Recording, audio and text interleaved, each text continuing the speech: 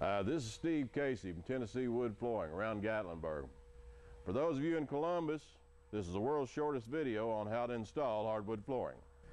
Now, the very first thing about installing flooring is your substrate. There again, this is going to hit the high spots and that's going to be about it. But it's not rocket science, quite frankly.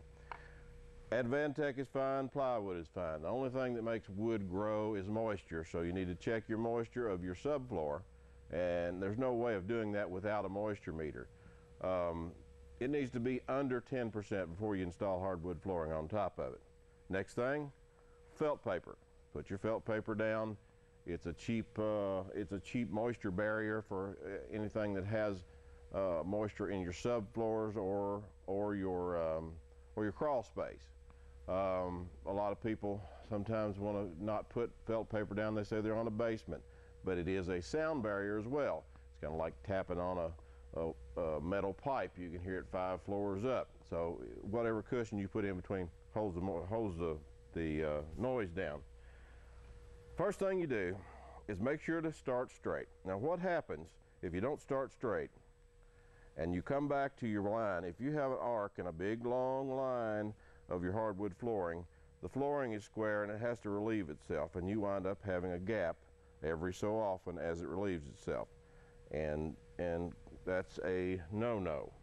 The next thing is wood breathes. Wood, that's just the nature of it. Law of physics says that in the summertime, when the moisture gets into the wood, it will become just slightly bigger. You multiply that times the number of boards, and there you've grown too much. So you leave your gap on the outside of the wall. Never bind hardwood flooring between, for instance, a fireplace and a metal threshold without any place for it to breathe through the seasons. Now, if your flooring cups just a little bit in the summertime where the humidity's high, don't panic.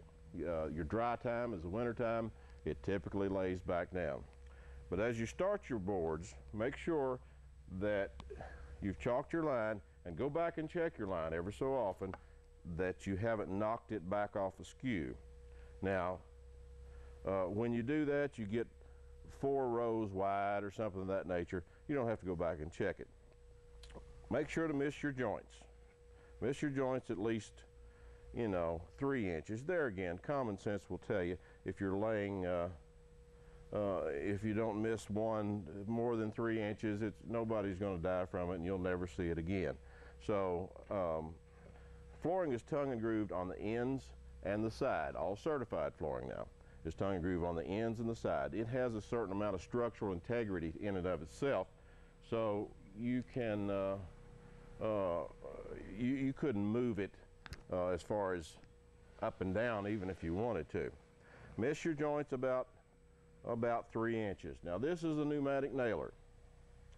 All this amounts to at about a 40-degree angle.